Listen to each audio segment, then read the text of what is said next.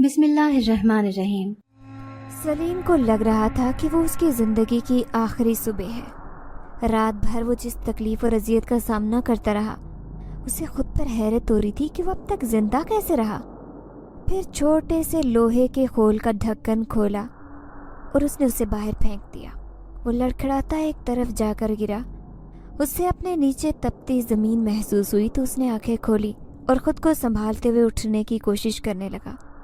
یہ عجیب سی جگہ تھی، ہر طرف سرخی اور سیاہی دکھائی دے رہی تھی، جیسے یہاں کچھ دیر پہلے آگ لگی ہو۔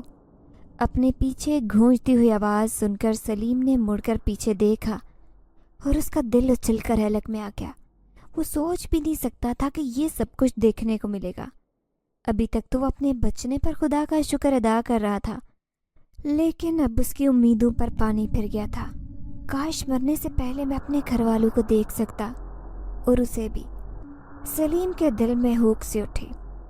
گزرے وقت کا ہر منظر بڑی تیزی سے اس کی نظروں کے سامنے سے گزر رہا تھا۔ یہ کہانی ایک سڑک سے شروع ہوئی تھی۔ تب سلیم کے پاس ملازمت کا کوئی اور ذریعہ نہیں تھا۔ وہ ایک بہت ہی غریب گھرانے سے تعلق رکھتا تھا۔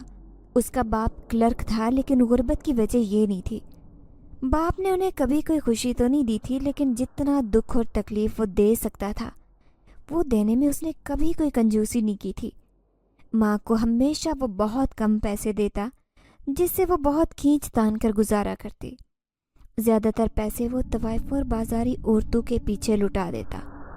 سلیم کی ماں جنت کو لگتا تھا کہ بچوں کے بعد وہ ٹھیک ہو جائے گا، لیکن 3 بچوں کے بعد بھی اس میں کوئی بدلاؤ نہیں آیا۔ بیوی سے تو دور کی بات، اسے تو ان بچوں سے بھی کوئی لگاؤ نہیں تھا۔ ان کا ہونا نہ ہونا برابر تھا۔ سلیم نے بڑی مشکل سے میٹرک تک تعلیم حاصل کی۔ اس کے بعد پڑھائی چھوڑ دی، کیونکہ اس کا باپ ایک حسین عورت کے دام میں ایسا گرفتار ہوا تھا کہ اس کے کہنے پر جنت کو طلاق دے کر گھر سے نکال دیا، اور بچے بھی اسی کے حوالے کر کے دامن چھڑا لیا اور خود اسی حسین طوائف سے دوسری شادی رچا لی۔ جنت کا کوئی اور نہیں تھا جو اس کا ساتھ دیتا۔ وہ اپنے ماں باپ کی اکلوتی تھی۔ سگے بہن بھائی تھے نہیں، بس چچا زاد بھائی تھے جو کچھ ہی عرصے سے رشتہ ناتا توڑ کر جا چکے تھے۔ ایسے میں اس نے محلے کی ایک عورت اور اس کے بیٹے کی مدد سے شہر کے باہر کچی بستی میں ایک جھگی بنا لی اور 3 بچوں کو لے کر اس میں اٹھائی۔ سر چھپانے کا آسرا ہوا تو پیٹ کی فکر ستانے لگی۔ وہ خود گھروں میں کام کرنا چاہتی تھی، لیکن یہ ممکن نہیں ہو سکا، جس کی وجہ جویریہ تھی۔ جویریہ اس کی پلہوٹی کی اولاد تھی۔ بچپن میں اسے جانے ایسی کیا بیماری لگی کہ اس کا ذہنی توازن برقرار نہیں رہ سکا۔ وہ پاگل ہو گئی تھی، لیکن دوسروں کے لیے خطرناک نہیں تھی۔ 22 سال کی ہونے کے باوجود اس کا ذہن کسی 4 یا 5 سال کے بچے جتنا تھا۔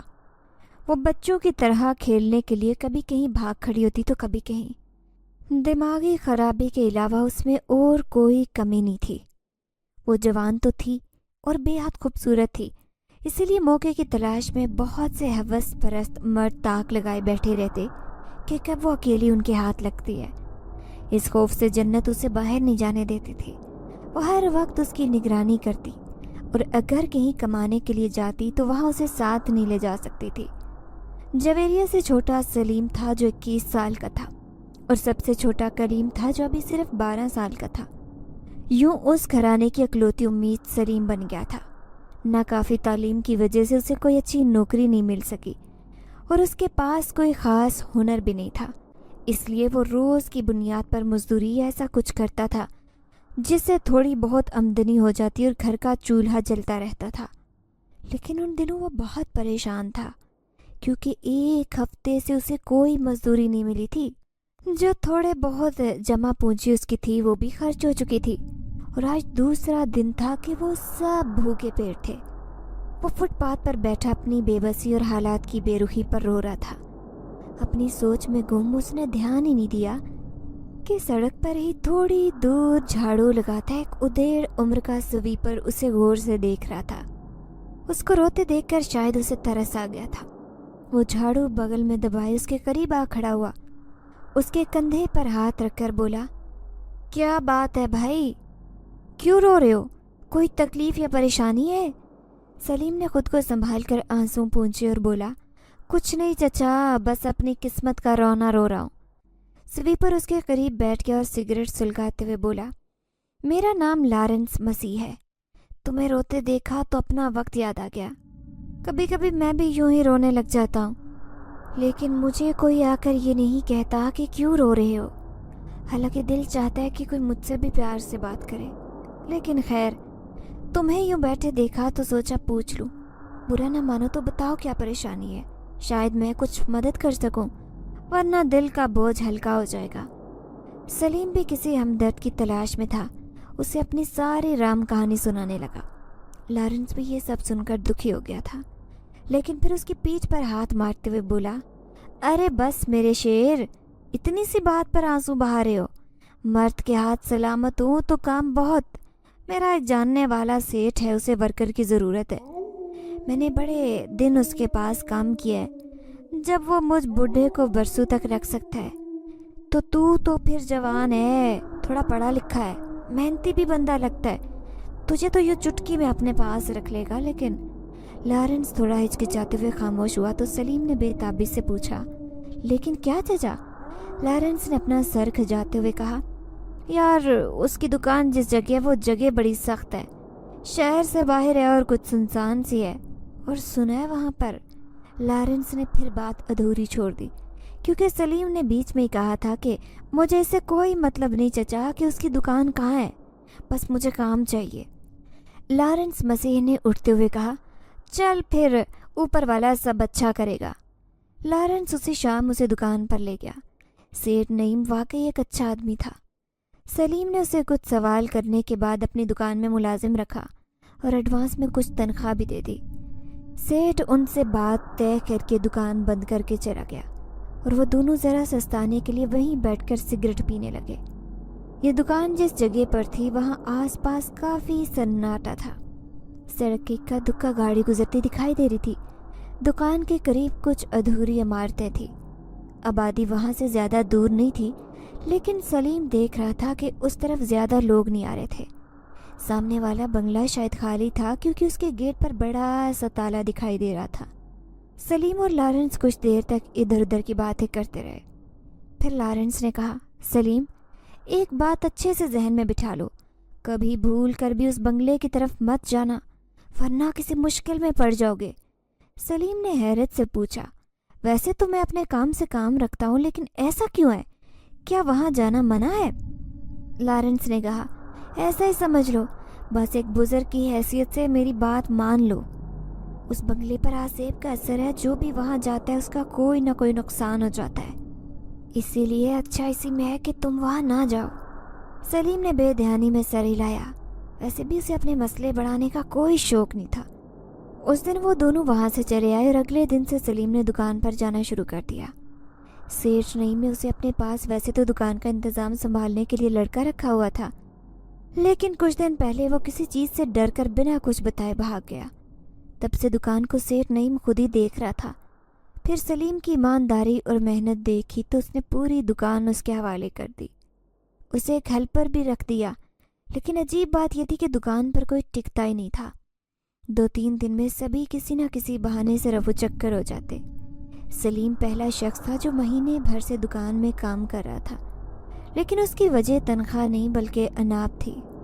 جب سلیم نے اناپ کو پہلی بار دیکھا تو اسے ایسے لگا جیسے جنت سے کوئی حور اتر کر زمین پر آ گئی ہو۔ بڑی بڑی سرمگی سیاہ آنکھیں، کمر پر لہراتے بال، بے حد حسین سراپا اور گورا رنگ، وہ کوئی اپسرا لگ رہی تھی۔ وہ شام کا وقت تھا۔ سلیم دکان کے آگے سڑک پر جھاڑو لگا رہا تھا، کیونکہ یہاں سے گرد اور مٹی اڑ کر آنکھوں میں پڑتی تھی۔ تبھی اس نے سڑک کے کنارے ایک لوہے کی بینچ پر اس لڑکی کو بیٹھے دیکھا اور جیسے پتھر کا بت بن گیا۔ کالے رنگ کے کپڑوں میں اس کا حسن اور بھی نکھر گیا تھا۔ سلیم اس خوف سے پلکیں نہیں چپک پا رہا تھا کہ کہیں وہ منظر کسی خواب کا حصہ نہ ہو اور پلک چپکتے ہی وہ حسین اپسرا غائب نہ ہو جائے۔ لیکن وہ غائب نہیں ہوئی تھی، بلکہ وہ وہیں بیٹھی ٹھوڑی تلے مٹھی رکھے کسی سوچ میں گم ایک طرف دیکھتی رہی۔ شاید وہ انجان تھی کہ اس نے سڑک کے پار کھڑے لڑکے کا دل لوٹ لیا۔ سلیم کے دل میں اسے چھونے، جاننے اور اپنانے کی خواہش مچل اٹھی، لیکن پھر جیسے کوئی زہر تھا جو اچانک ٹوٹ گیا۔ وہ لڑکی اٹھی اور آہستہ آہستہ چلتے اسی بنگلے کے برابر کے راستے پر چلتے ہوئے غائب ہو گئی۔ سلیم تھوڑی دیر تک تو گمسم کھڑا رہا، پھر جیسے اچانک ہی ہوش آیا تو اس کے پیچھے دوڑا، لیکن وہ جا چکی تھی اور جاتے جاتے اس کا چین قرار سب لے گئی تھی۔ اس بنگلے کے پیچھے بھی ایک گلی تھی جس میں قطار میں کئی چھوٹے چھوٹے مگر خوبصورت گھر بنے تھے اور ان کے پچھلے دروازے اس گلی میں کھلتے تھے۔ شاید وہ انہی میں سے کسی ایک گھر میں رہتی تھی، لیکن یہ جاننا اب ناممکن تھا۔ اپنی بے وقوفی پر خود کو برا بلا کہتا وہ واپس آیا تو دکان کا حال دیکھ کر ایک لمحے کو تو اس کا دل رک سا گیا۔ دکان میں بہت سارا سامان بکھرا تھا، کیش باکس کھلا تھا اور پیسے بھی غائب تھے، وہ بھی کافی قیمتی سامان مزید اور گم ہو چکا تھا۔ سلیم کا دماغ گھوم کے رہ گیا۔ وہ اس لڑکی کے پیچھے بنا سوچے سمجھے بھاگ کھڑا ہوا تھا اور اس دوران کسی کو نہ پا کر کسی چور نے واردات ڈال دی۔ سیٹھ نہیں ماننے والے ہوں گے، اب میں انہیں کیا جواب دوں گا؟ میں ایسا بے وقوف تو نہیں ہوں کہ یوں کسی انجان لڑکی کے پیچھے چل پڑا۔ اب کیا کروں میں؟ سلیم نے روحان سا ہو کر سوچا۔ اس نے بکھری چیزیں جوں کی توں چھوڑی اور انتظار کرنے لگا۔ چند منٹ بعد نعیم صاحب بھی آ گئے۔ سلیم ان کے دکان میں داخل ہونے سے پہلے باہر آ کر انہیں چوری کے متعلق بتانے لگا، لیکن لڑکی کا ذکر گول کر گیا۔ سیٹھ نعیم بے اختیار دوڑتا اندر آیا اور تھوڑی دیر بعد سر جھکائے کھڑے سلیم کے پاس آ کر اسے گھورنے لگا۔ پھر اس نے ڈانٹتے ہوئے کہا، یہ کیا مذاق ہے سلیم میاں؟ سلیم نے خوف سے کانپتے ہوئے تھوک نگل کر کہا، سیٹھ صاحب خدا کی قسم بس چند منٹ کے لیے اٹھا تھا، مجھے پتا ہوتا کہ چور تاک میں تو اٹھتا ہی نہ، یہ چوری میری لاپرواہی کی وجہ سے ہوئی ہے۔ سیٹھ صاحب آپ جو سزا دیں گے میں بھگتنے کے لیے تیار ہوں۔ سیٹھ نعیم نے حیرت سے کہا، چوری؟ ارے کیسی چوری؟ کہاں کی چوری؟ اندر تو سب ٹھیک ہے، اسی لیے تو پوچھ رہا ہوں کہ یہ مذاق کیوں کر رہے ہو؟ سلیم نے آنکھیں پھاڑ کر سیٹھ کو دیکھا۔ کیا کہا؟ وہ کسی جواب کا انتظار کیے بغیر اندر گھس گیا۔ ایک بار پھر سے اسے اپنی آنکھوں پر یقین نہیں آیا۔ ہر چیز ویسے ہی اپنی جگہ پر تھی، کیش باکس میں پیسے بھی ویسے ہی موجود تھے اور جو سامان کچھ دیر پہلے غائب تھا اب وہ بھی اپنی جگہ پر موجود تھا۔ سلیم کے پیچھے سیٹھ نعیم بھی آ گئے اور اب تعجب سے سلیم کو دیکھ رہے تھے۔ انہیں دیکھ کر وہ ہکلا کر بولا، سیٹھ صاحب میرا یقین کریں، کچھ دیر پہلے یہ سب بکھرا ہوا تھا، یہ سب نہیں تھا، اور پیسے بھی، قسم سے میں جھوٹ نہیں بول رہا۔ سیٹھ نعیم نے اسے ہمدردی سے دیکھ کر کہا، تمہاری طبیعت تو ٹھیک ہے نا؟ مجھے لگتا ہے تمہیں کوئی وہم وغیرہ ہوا ہے، اگر کوئی لے جاتا تو دوبارہ کیوں چھوڑ جاتا؟ آج تک کسی چور نے چوری کر کے واپس چھوڑی ہے؟ سلیم کے پاس کہنے کے لیے کچھ نہیں تھا، وہ بے بسی سے اپنے ہونٹ کاٹنے لگا۔ سیٹھ نعیم نے پیسے لیے دکان جلدی بند کی اور سلیم کو چھٹی دے کر اس کے گھر چھوڑ آئے۔ سلیم نے گھر پر اس بات کا ذکر نہیں کیا، شاید وہ بھی سیٹھ نعیم کی طرح یقین نہ کر پاتے۔ وہ ساری رات اسے عجیب و غریب واقعے پر سوچتا رہا۔ یہ تو طے تھا کہ وہ سب وہم نہیں تھا، لیکن وہ صرف اسے کیوں نظر آیا؟ سیٹھ صاحب کو کیوں نہیں؟ لیکن وہ جتنا سوچتا اتنا الجھ جاتا۔ تھک ہار کر صبح کے قریب اس نے آنکھیں بند کر لی اور اسے نیند آ گئی۔ تھوڑی دیر بعد اسے جاگنا پڑا کیونکہ سورج نکل آیا تھا اور وہ چھٹی نہیں کر سکتا تھا، لیکن ساری رات جاگنے کے باعث اس کی آنکھیں سرخ ہو رہی تھی اور سر میں شدید درد ہو رہا تھا۔ وہ کچھ دیر تک دکان میں بیٹھا رہا، پھر باہر نکل کر ادھر ادھر نظریں گھمانے لگا۔ اس سے مکمل یقین تو نہیں تھا، لیکن امید ضرور تھی کہ شاید اس لڑکی کی کوئی جھلک نظر آ جائے۔ کافی دیر تک انتظار کرنے کے بعد جب وہ کہیں نظر نہیں آئی تو وہ مایوس ہو کر دوبارہ دکان میں آ کر بیٹھ گیا۔ شام ہونے لگی تھی تو بھاری دل کے ساتھ اس نے دکان بند کرنے کی تیاری شروع کر دی۔ ذرا دیر بعد سیٹھ نعیم بھی آ گیا اور حساب کتاب دیکھ کر چلا گیا۔ جاتے ہوئے وہ سلیم کو مٹھائی کا پیکٹ دے گیا۔ اس کی بیٹی کی شادی تھی اور اسی خوشی میں وہ یہ مٹھائی لایا تھا۔ وہ گیا تو سلیم بھی مٹھائی کا پیکٹ لیے باہر آ گیا۔ گھر جاتے ہوئے آج بھی اس کے قدم نہیں اٹھ رہے تھے۔ وہ بار بار مڑ کر اس طرف دیکھ رہا تھا جس طرف وہ کل گئی تھی۔ مڑنے سے پہلے اس نے آخری بار پلٹ کر دیکھا تو اسے اپنی آنکھوں پر یقین نہیں آیا۔ وہ آہستہ آہستہ چلتی ہوئی دکان کی طرف جا رہی تھی، لیکن دکان تو بند تھی۔ سلیم جلدی سے واپس مڑا کہ کہیں وہ دکان بند دیکھ کر چلی نہ جائے۔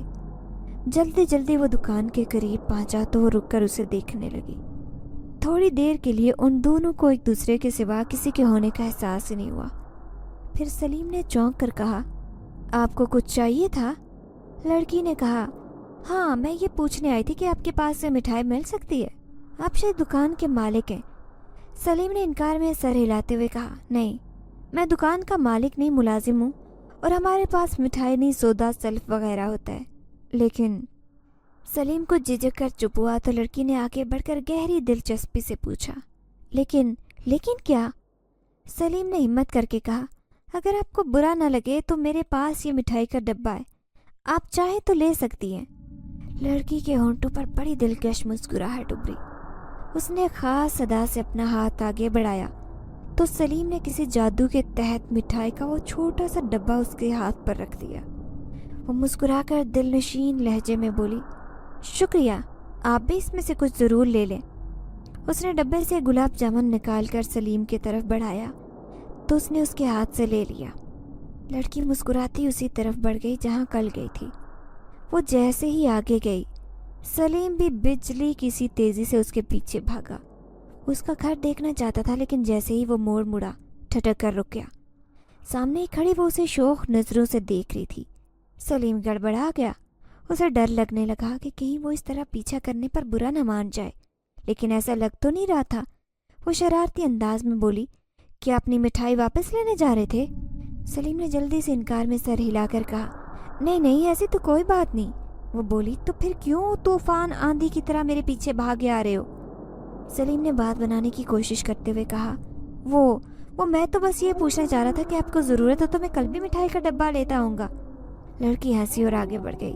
سلیم کو اس کی ہنسی سے کچھ حوصلہ ملا تو 2 قدم آگے بڑھ کر بولا، سنو، نام تو بتاتی جاؤ۔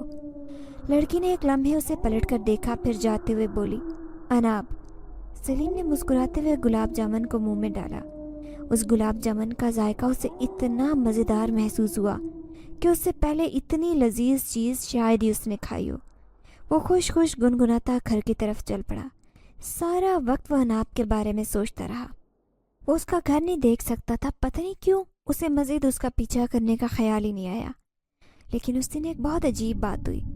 اس روز وہ روز کی طرح جویریہ کے پاس ان کے ساتھ کھیلنے کے لیے بیٹھا تو وہ پہلے تو برے منہ بناتی رہی، پھر اس کا دایاں ہاتھ پکڑ کر سونگنے لگی تو اچانک یوں اچھل پڑی جیسے بچھو نے ڈنک مارا ہو، پھر زور سے چیخی، بھائی، میرا بھائی، نہیں۔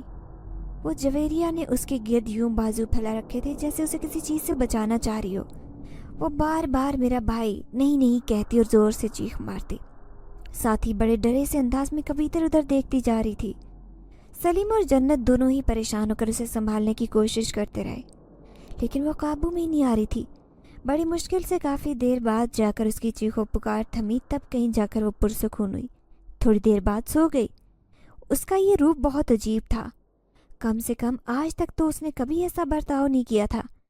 اگلے دن ٹھیک اسی وقت اور اسی جگہ پر وہ اناب سے مل رہا تھا۔ ہاتھ میں مٹھائی کا ڈبہ تھامے وہ اس کا منتظر تھا۔ جب وہ نہ جانے کہاں سے نکل کر اس کے سامنے آ کھڑی ہوئی، سلیم کو اس اچانک آمد پر حیرت ہوئی، لیکن وہ زیادہ حیران نہیں ہو سکا۔ اناب مسکراتے ہوئے اس کی طرف بڑھتے ہوئے بولی، آ گئے جناب مٹھائی کا ڈبہ لیے۔ سلیم مسکرایا، آپ سے وعدہ کیا تھا تو پورا تو کرنا تھا۔ اناب نے کہا، کیا ہر وعدہ نبھا سکتے ہیں آپ؟ یہ صرف آسان وعدے نبھاتے ہیں۔ سلیم نے عزم سے کہا، جب کبھی جو وعدہ کیا وہ سر درد کی بھاز ہی لگا کر نبھاؤں گا۔ اناب نے اپنا ہاتھ آگے بڑھا کر کہا، تو پھر وعدہ کرو کہ کبھی بھی میرا ہاتھ نہیں چھوڑو گے، کبھی یہ ساتھ نہیں چھوڑو گے۔ سلیم ہکا بکا رہ گیا۔ اسے اندازہ نہیں تھا کہ اناب اتنی بے باکی کا مظاہرہ کرے گی۔ اسے حیران دیکھ کر اناب نے تن سے کہا، کیا ہوا سلیم؟ بس ڈائلاگ بولنے کی ہمت تھی؟ میں جانتی ہوں مجھ سے محبت کرنے لگے ہو مگر کہنے سے ڈرتے ہو، اس لیے آج خود ہی بول رہی ہوں۔ لیکن لگتا ہے کہ وہ مزید کچھ بول نہیں پائی کیونکہ سلیم نے فوراً آگے بڑھ کر اس کے ہونٹوں پر اپنا ہاتھ رکھا۔ وہ جذبات سے بوجھل آواز میں بولا، وعدہ نہیں کرتا، قسم کھاتا ہوں یہ ہاتھ نہیں چھوڑوں گا کبھی، نہ کبھی یہ سب توڑوں گا۔ اناب نے شرما کر اس سے اپنا ہاتھ چھڑایا اور بھاگ گئی۔ سلیم اس کے اس پل پل بدلتے موڈ پر حیران ہو رہا تھا۔ وہ اس کے پیچھے گیا لیکن وہ پہلے کی طرح نہ جانے کہاں بھاگ گئی۔ عجیب لڑکی تھی، اتنی بے باکی سے اظہار محبت کیا، پھر اتنی بات پر شرما کر بھاگ گئی۔ وہ تھوڑی دیر انتظار کرتا رہا، پھر واپس جانے لگا۔ سورج ڈوب رہا تھا، تھوڑی دیر میں رات ہونے والی تھی۔ واپسی میں اسی ویران بنگلے کے پاس سے گزرنا تھا جسے بھوت بنگلہ کہا جاتا تھا۔ اس سے پہلے بھی وہ یہاں سے گزر چکا تھا، لیکن اس دن نہ جانے سلیم کو کیوں لگا جیسے وہ راستہ، وہ چھوٹی سی گلی بہت لمبی ہو گئی ہے۔ اس کے قدم من بھر بوجھل ہو گئے تھے، یوں جیسے وہ کسی ریتیلے صحرا میں چل رہا ہو یا زمین نیچے ہی نیچے دھنستی جا رہی ہو۔ اس نے سمجھنے کی کوشش کی کہ اس کے ساتھ کیا ہو رہا ہے، لیکن اگلے ہی پہلے اس کی نظر بنگلے کی دیوار پر پڑی اور اس کے جسم کا رواں لرز گیا۔ بنگلے کی دیوار کے سامنے کی طرف دیوار پر کوئی عورت چل رہی تھی۔ اس کے بکھرے بال دور سے نظر آ رہے تھے۔ اس عورت کے دکھائی دیتے ہی چاروں طرف اس قدر سناٹا اور خاموشی چھا گئی جیسے وہاں کوئی نہ ہو۔ سلیم کو اپنے دل کے دھڑکنے کی آواز کسی بم کے پھٹنے کی طرح سنائی دے رہی تھی۔ وہ آگے بڑھنا چاہتا تھا مگر بڑھ نہیں پا رہا تھا۔ اس کے قدم جیسے زمین میں دھسے جا رہے تھے۔ ایک لمحے کو تو اسے بھول بھیلیاں 3 والی منجولیکا یاد آ گئی، لیکن پھر اس نے سر جھٹک کر دل ہی دل میں خود کو ڈانٹا۔ بے وقوف نہ بن سلیم، نہ تو روح بابا ہے نہ یہ بھول بھلیاں 3 فلم چل رہی ہے۔ تمہارا وہم ہوگا اور کچھ نہیں۔ لیکن اندر کوئی نہ کوئی کہہ رہا تھا کہ نہیں، یہ وہم نہیں، سچائی ہے جس سے وہ آنکھیں چرا رہا ہے۔ وہ عورت یوں ہی چلتی رہی، سلیم خاموش کھڑا دیکھتا رہا۔ پھر اچانک اس کی آنکھوں کے سامنے سے دھند چھائی جو شاید 1-2 سیکنڈ کے لیے ٹھہری۔ کچھ دیکھنے کے قابل ہوا تو حیرت کا اسے ایک اور جھٹکا ہلا گیا۔ وہ اس بنگلے کی بغل والی گلی کے بجائے دکان کے سامنے کھڑا تھا۔ ایک دم سے سناٹا ختم ہو گیا۔ سلیم نے حیرانی سے ادھر ادھر دیکھا، پھر دوبارہ بنگلے کی طرف دیکھا۔ آہستہ آہستہ رات کے اندھیرے میں لپٹتا وہ بنگلہ پہلے کی طرح پراسرار دکھائی دے رہا تھا، لیکن وہ عورت یا اس کی کوئی جھلک اب وہاں نہیں تھی۔ وہ گھر چلایا تو جویریہ صحن کے بیچوں بیچ بیٹھی بے چینی سے سر کھجا رہی تھی۔ پہلے وہ اسے دیکھ کر دوڑ کر اس کے پاس آ جاتی تھی، لیکن چند دن سے اس کا برتاؤ عجیب ہو گیا تھا۔ وہ اسے ڈرے ڈرے انداز میں دیکھتی اور بار بار میرا بھائی نہیں نہیں کی گردان لگائے رکھتی۔ اس وقت بھی وہ اسے دیکھ کر سمٹ گئی۔ سلیم نے اس کے سر پر ہاتھ رکھا تو وہ دور کھسک کر بولی، نہیں، دور ہو جاؤ میرا بھائی، نہیں۔ سلیم اسے افسوس سے دیکھتے ہوئے اٹھ کر چلا گیا۔ اس کا دماغ اس دیوار میں چپکلی کی طرح چلنے والی منجولیکا پر اٹکا ہوا تھا، جو جانے حقیقت تھی یا اس کا وہم۔ لیکن جاوید کے آنے پر اس کا دھیان بٹ گیا۔ جاوید اس کا بہت اچھا دوست بن گیا تھا۔ وہ بھی اسی بستی کا رہنے والا تھا اور کسی پروفیسر کے پاس صفائی ستھرائی کا کام کرتا۔ چھٹی ہوتی تو سلیم سے ملنے آ جاتا۔ اس وقت بھی وہ دونوں باہر ٹہلنے کو نکل گئے۔ سلیم نے اسے اناپ کے بارے میں بتایا تو جاوید کو یقین نہیں آیا۔ اس نے کہا، کیوں اتنی لمبی چھوڑ رہا ہے یار؟ کسی اچھے گھر کی لڑکی ہم جیسے غریب کو کیوں منہ لگانے لگی؟ سلیم نے کہا، محبت امیری غریبی نہیں دیکھتی جاوید، اسے بھی محبت ہو گئی ہے مجھ سے۔ پھر بھی تجھے یقین نہیں ہوتا تو کل وہ ملے گی مجھ سے، تم بھی آ کر دیکھ لینا۔ جاوید بھی ایسی حسین لڑکی کو دیکھنے کے لیے بےتاب تھا، اس لیے جھٹ سے تیار ہو گیا۔ لیکن سلیم کو پتہ نہیں تھا کہ وہ کتنی بڑی مصیبت گلے میں ڈال رہا ہے۔ اگلے دن مقررہ وقت پر جاوید دکان پر آ گیا اور وہ اور سلیم دونوں انتظار کرنے لگے۔ تھوڑی دیر بعد اناب آتی نظر آئی۔ آج وہ دکان کی طرف آنے کی بجائے تھوڑی دور جا کر اسی جگہ بیٹھ گئی جہاں پہلے بیٹھا کرتی تھی۔ سلیم نے جاوید کو اشارے سے اس کے بارے میں بتایا۔ جاوید بے یقینی سے دیکھتا رہ گیا۔ اسے آنکھوں پر یقین نہیں ہو رہا تھا کہ اتنی حسین لڑکی سلیم سے ملنے آئی ہے۔ سلیم اسے دکان پر بٹھا کر خود اناب کے پاس پہنچ گیا۔ وہ دونوں کچھ دیر باتیں کرتے رہے۔ اس نے جاوید کے بارے میں بھی بتایا، لیکن اس نے محسوس کیا کہ اناب کو جاوید کا ذکر اچھا نہیں لگا۔ تھوڑی دیر بعد وہ چلی گئی اور سلیم بھی کام میں مگن ہو گیا۔ جاوید چپ سا تھا۔ وہ سلیم کی ہر بات کا جواب ہوں ہاں میں دے رہا تھا۔ اس نے جب سے اناب کو دیکھا تھا اس کے دل میں آگ سے لگی تھی۔ اس کے دل میں اناب کو حاصل کرنے کی خواہش جاگ اٹھی۔ اس نے اس کے لیے پلان بھی بنایا۔ اگلے دن اس نے سلیم کو اسی وقت جب اناب آنے والی تھی کسی کام میں یوں الجھایا کہ اسے دکان سے جلدی جانا پڑا۔ بظاہر جاوید خود بھی چلا گیا، لیکن وہ چپ کر انتظار کرتا رہا اور جیسے ہی سلیم گیا وہ فوراً نکل کر باہر آ گیا۔ ذرا دیر بعد اسے اناب گلی سے آتی دکھائی دی۔ جاوید کے چہرے پر شیطانی مسکراہٹ آ گئی۔ وہ جلدی سے آگے بڑھ کر گلی میں داخل ہوا اور اناب کا راستہ روک کر کھڑا ہو گیا۔ اناب چونک کر اسے دیکھنے لگی تو وہ بڑے مکروہ انداز میں کہنے لگا، سلیم کے لیے جا رہی ہو؟ وہ نہیں ہے تو، پر میں تو ہوں نا اس کی کمی کو پورا کرنے کے لیے، آؤ میرے ساتھ۔ اناب نے غصے سے اسے دیکھا تو جاوید نے اس کا ہاتھ پکڑ کر اسے اپنی طرف کھینچا۔ اناب ہاتھ چھڑانے کی کوشش کرتی رہی لیکن وہ اسے گھسیٹتا ہوا اسی بھوتیا بنگلے کے پاس اندر لے آیا جس کا تالا وہ پہلے ہی توڑ کر کھول چکا تھا۔ اسے بھوت پریت پر یقین نہیں تھا، اسی لیے دروازے کا تالا توڑتے ہوئے اسے ڈر نہیں لگا تھا۔ اس نے فوراً اناب کو اندر دھکیل کر گیٹ بند کیا۔ یہ ویسے بھی دوسری آبادی سے دور تھا، یہاں پر اس کے چیخنے چلانے کی آواز کوئی نہیں سن سکتا تھا۔ اناب معمولی سی مزاحمت کر رہی تھی لیکن جیسے جاوید نے گیٹ بند کیا وہ خاموشی سے کھڑی ہو کر اسے گھورنے لگی۔ جاوید اس کی طرف مکروہ انداز میں دیکھ کر ہنسا، اس کا دوپٹہ کھینچنے لگا، تبھی اناب کے جسم کو جھٹکا لگا۔ یہ دیکھ کر جاوید کے رونگٹے کھڑے ہونے لگے، اس کا چہرہ جگہ جگہ سے تڑکنے لگا تھا، اس کے چہرے پر دراڑیں پڑنے لگی تھی۔ پھر وہ حسین چہرہ جسے دیکھ کر جاوید کے دل میں طوفان مچ گیا تھا، اس چہرے کا ایک حصہ جلے ہوئے گوشت میں بدل گیا جس کی کھال لٹک رہی تھی۔ جاوید کی تو گھگی بند گئی، اس کی سمجھ میں نہیں آ رہا تھا کہ یہ سب کیا ہو رہا ہے۔ اناب بڑے بھیانک انداز میں ہنسی، اس کی آنکھ سے خون ٹپک رہا تھا اور پھر اگلے ہی لمحے وہ دیوار پر چلنے لگی۔ اس کے بکھرے ہوئے بال تیز ہوا میں اڑ رہے تھے۔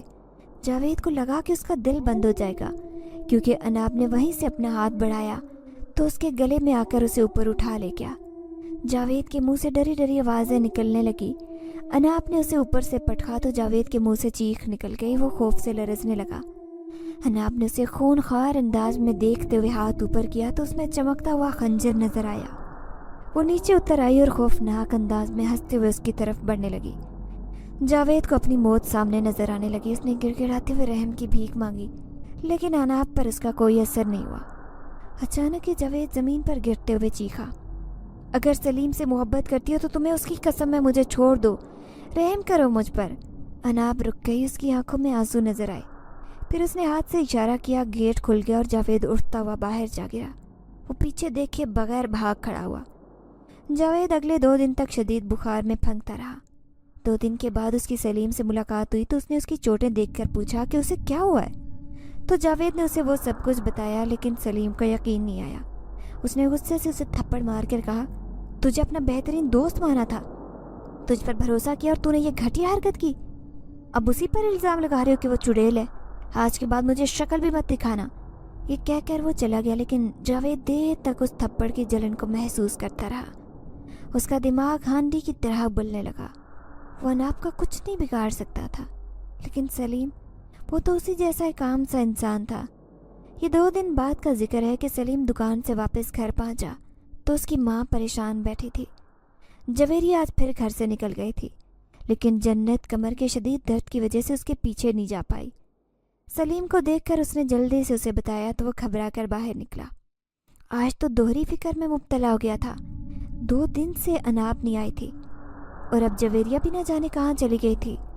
وہ ہر اس جگہ اس کا ڈھونڈنے لگا جہاں وہ پہلے چھپا کرتی تھی لیکن وہ اس بات سے انجان تھا کہ اس بار جویریہ چھپی نہیں تھی بلکہ چھپائی گئی تھی۔ وہ ہمیشہ کی طرح کچھ بچوں کے ساتھ کھیل رہی تھی جب 2 افراد پکوڑوں کا پیکٹ لے آئے اور اسے بہلا پھسلا کر پکوڑے کھلانے لگے۔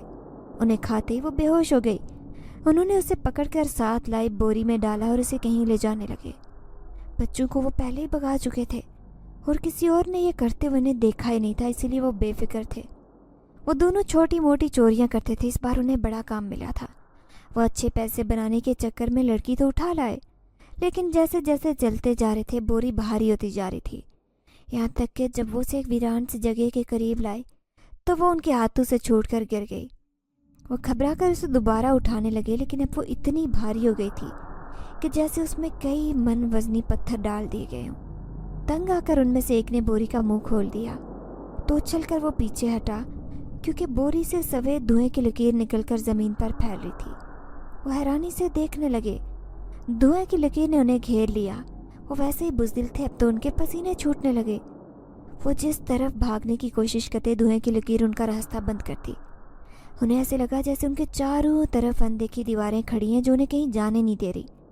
پھر ایک دم سے ان کے گلے میں جیسے کسی نے رسی لپیٹ دی ہو، ان کا دم گھٹنے لگا۔ وہ ہاتھ پاؤں چلانے لگے لیکن وہ اندیکھی رسی کی گرفت ختم نہیں ہو رہی تھی۔ پھر جب ان کے جسم ٹھنڈے پڑ گئے تو ایک دم سے مری ہوئی چپکلیوں کی طرح نیچے گر گئے۔ ان کے مرتے دھوئیں کی لکیر غائب ہو گئی اور وہ 2 ہاتھ بوری سے بے ہوش جویریہ کو نکالنے لگے۔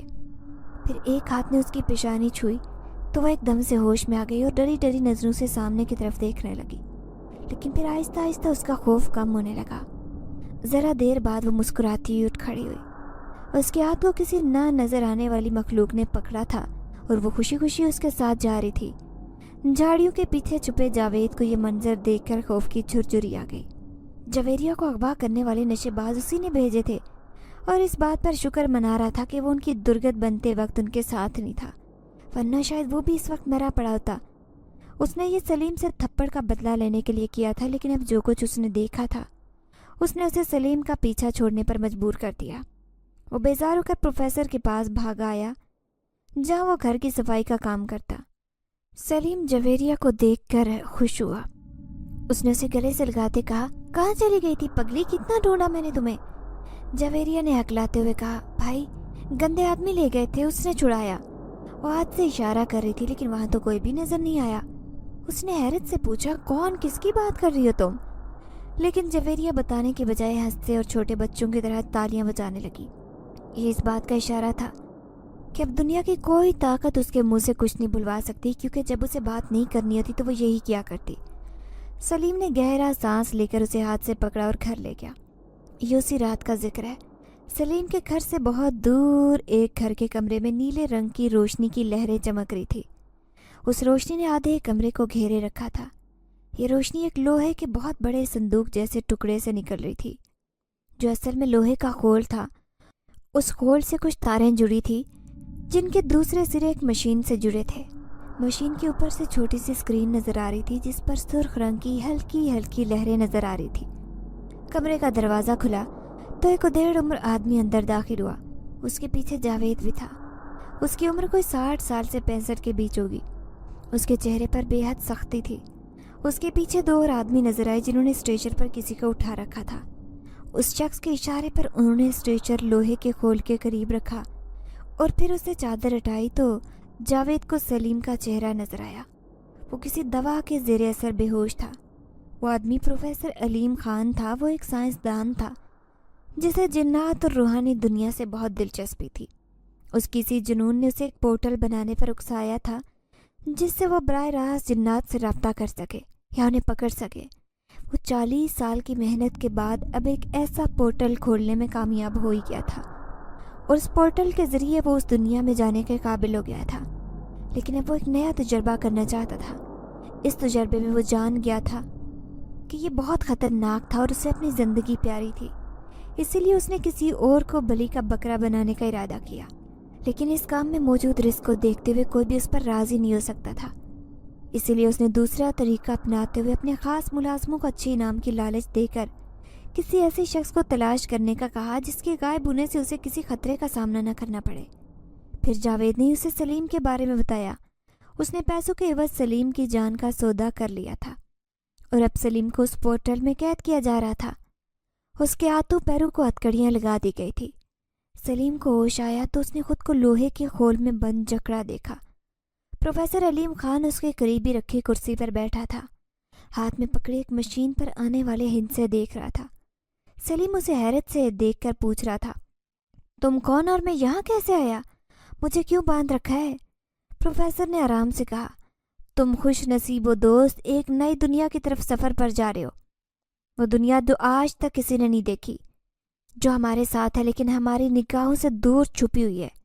سلیم نے گھبرا کر کہا، کیا مطلب، کیسی دنیا، کیا کہہ رہے ہو تم؟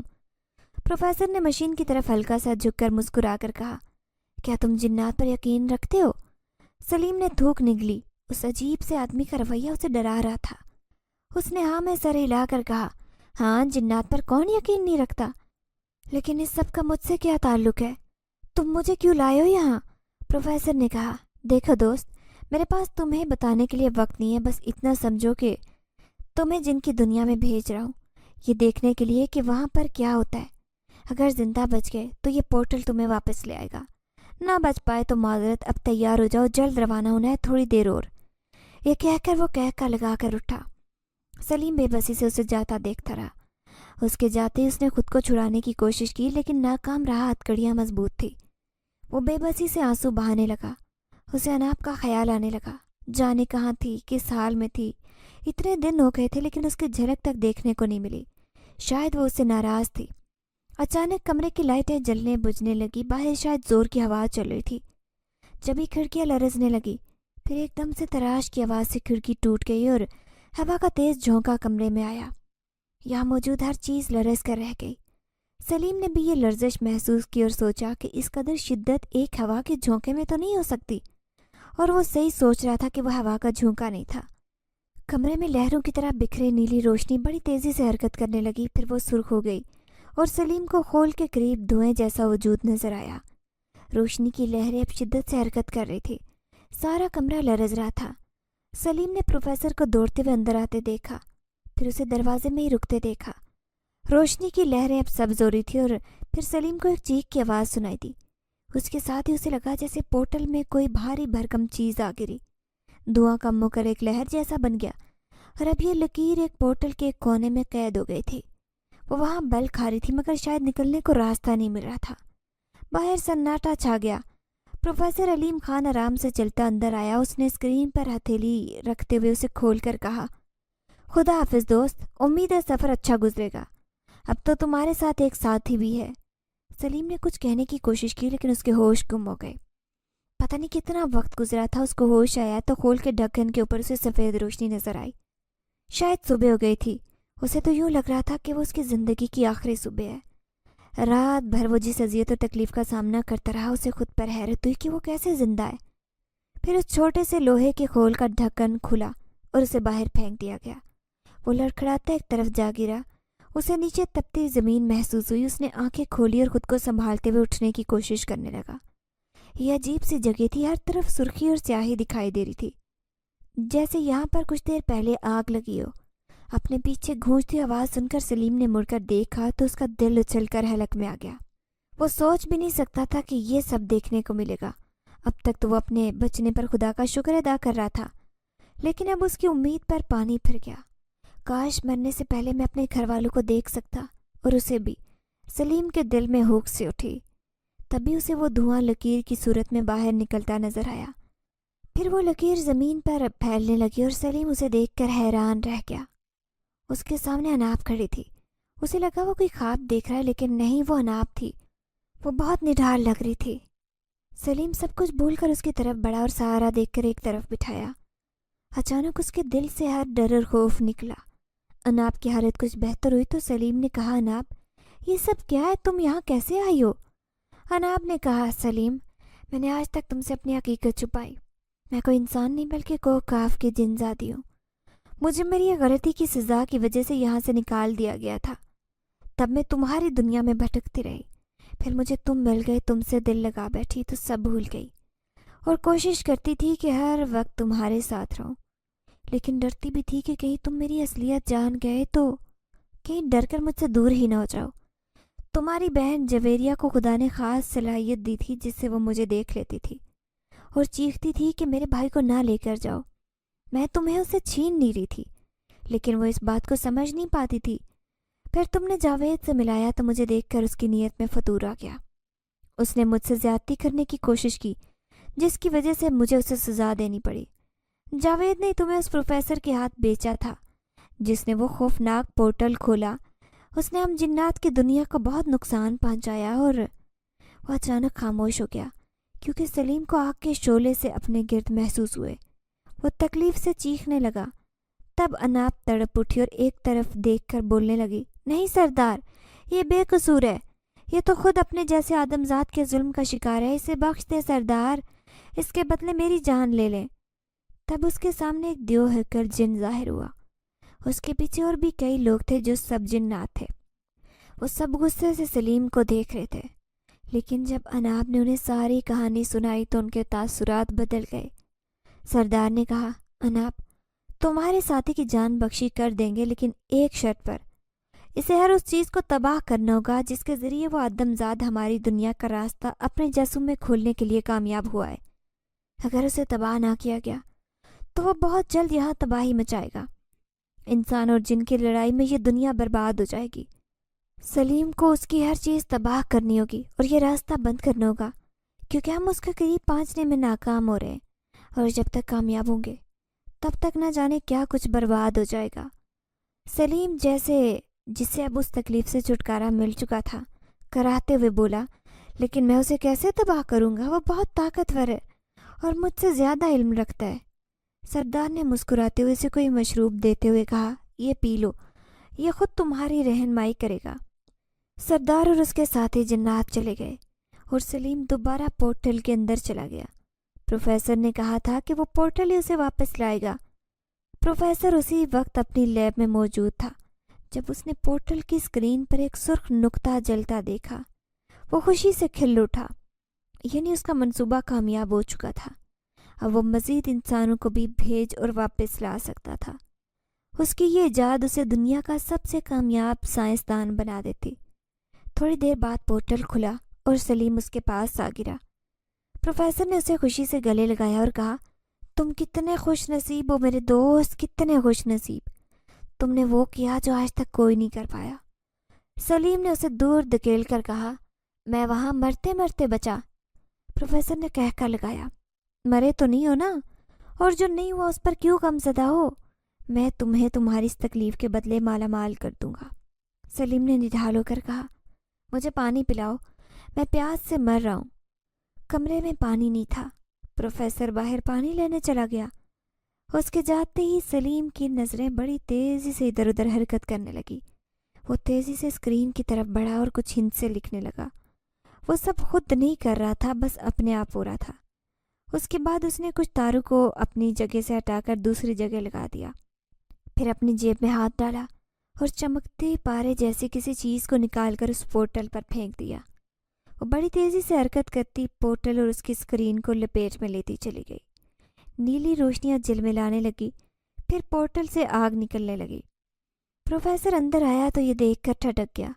वो दौड़ता हुआ स्क्रीन के करीब गया। जैसे ही उसने अपना हाथ स्क्रीन पर रखा, एक धमाका हुआ और पोर्टल, स्क्रीन और प्रोफेसर आग के शोलों की लपेट में आ गए। नीली रोशनियां ख़त्म होते ही सलीम को अनाब नजर आई, जो उसे बड़ी तेज़ी से आग से निकाल कर ले गई। सलीम पर से अब उस ख़ास मशरूब का असर उतर चुका था। वो अनाब को मोहब्बत से देख रहा था। उसकी मोहब्बत उसके साथ थी और अब तो उन्हें सरदार की दुआएं भी हासिल थी। सलीम अनाब का हाथ थाम कर घर की तरफ जाने लगा। उसे यकीन था कि जन्नत अनाब जैसी बहू को पाकर खुश होगी। नाजरीन, अगर आपको आज की ये कहानी अच्छी लगी हो तो वीडियो को लाइक जरूर करें। अगर आपको ऐसी दहशतनाक, दिल को जकड़ देने वाली कहानियाँ पसंद हैं तो ऐसी एक कहानी रोजाना सुनने के लिए हमारे चैनल को सब्सक्राइब करें। इजाजत चाहते हैं। अल्लाह हाफिज।